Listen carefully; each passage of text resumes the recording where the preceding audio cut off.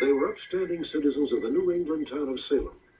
But in 1692, during an unholy ferment of superstition and fear, they were hunted down, dragged from their homes, and accused in court of the ultimate evil, witchcraft. By the time the people of Salem came to their senses, they had condemned 19 of their neighbors to be hung by the neck on the gallows hill. We ask for righteousness. We ask for love, balance, harmony. 3 centuries later, witchcraft is alive and well in Salem, Massachusetts. What you are seeing is not a recreation. It is a ritual celebration of life conducted by a coven of witches. Their high priestess is a woman named LAURIE CABOT.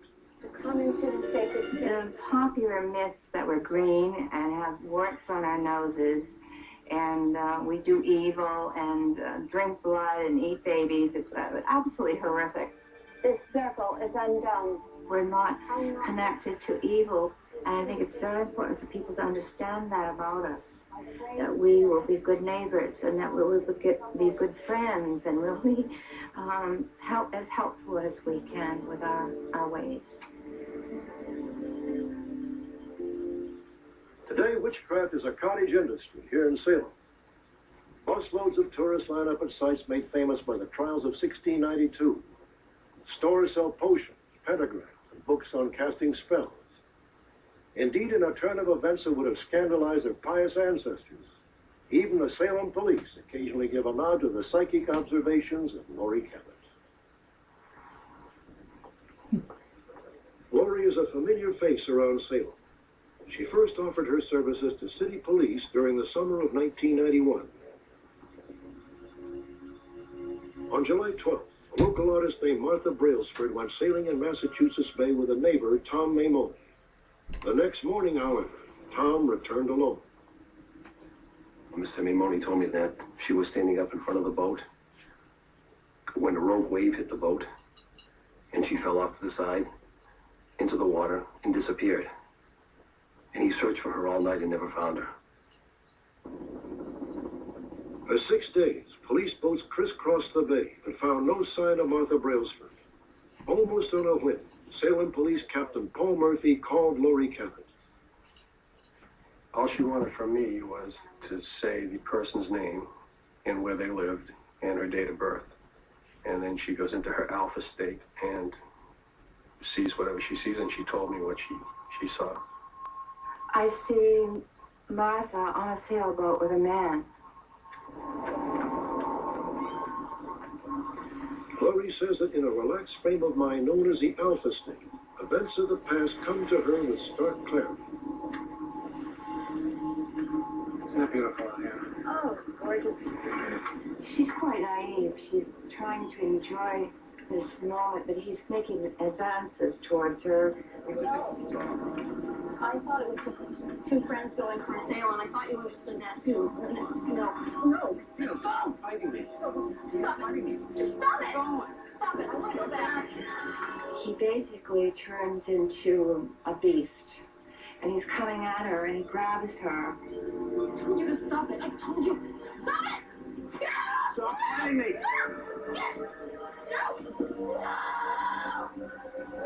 He picks up something that looks like it belongs to the boat, and he hits her. He strikes her on the back of the head.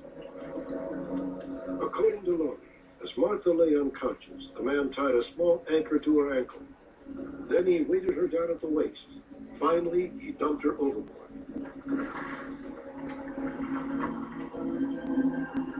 LAURIE told police that Martha's body was still anchored underwater, near a small offshore island with a lighthouse in view. Within hours of LAURIE's vision, lobster fishermen happened to check his traps in Massachusetts Bay. The case was about to break wide open. The trap had broke the water and had come to the surface, and the first thing I noticed is an anchor. And the first is, who's silly enough to lose their anchor around here? You know, what Sunday six-pack captain lost this? And then I went over to look at the anchor, and then I noticed there was some line and the line dangling down the side of the trap. I noticed what appeared to be a body. Martha Brailsford had been found. As LAURIE predicted, An anchor was tied to her foot, and a lead diving belt encircled her waist. The location was also as Laurie had foreseen, a small offshore island with a lighthouse in view. By the time the afternoon headlines broke, Tom Maimone was on the run. Once again, Captain Murphy called Laurie Cabot. I see him. He's looking in a mirror, and he's shaving off his mustache. He's frantic. He doesn't know where to go. He's thinking south, west. And now he's thinking north. He's decided to go north, to Canada. Laurie offered to conjure up a spell to derail Maimone's plans. Tom Maimone, I bind you. I bind your hands and your arms. I used a straw doll and named it Tom Maimone and wrapped it with white cord and went into Alpha and projected that he would do something stupid to be caught.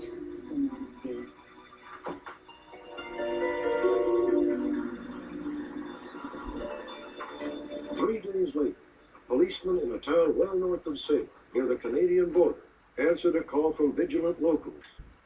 They had spotted an unfamiliar car outside a cabin that was supposed to be vacant.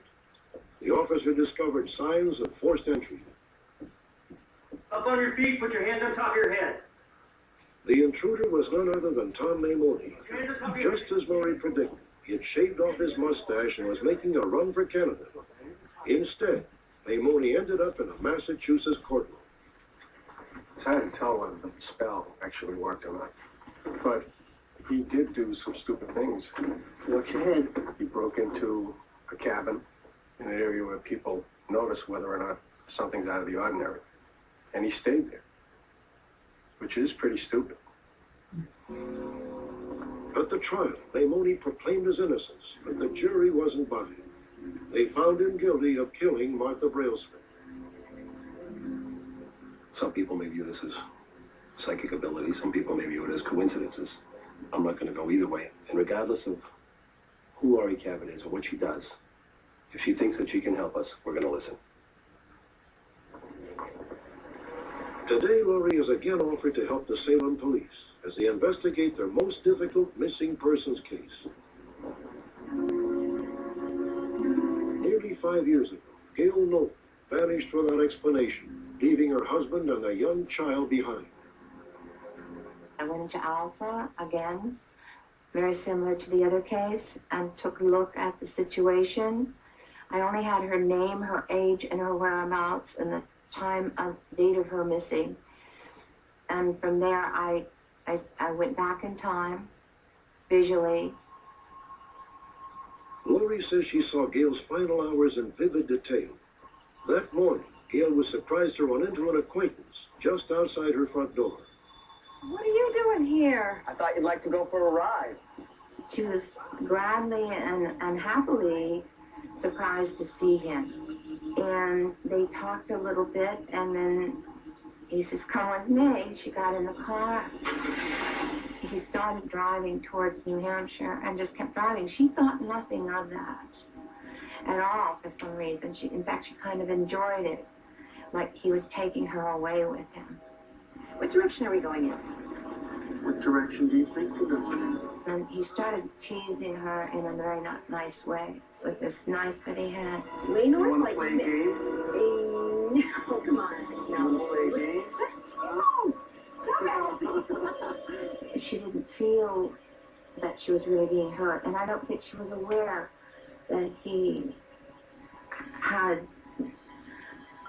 thoughts of her demise. I don't think she even was aware of that.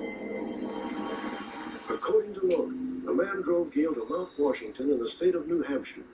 He pulled off the road near a steep embankment. Get out of the truck. Well, it's cold out there. I said get out of the truck. Hey,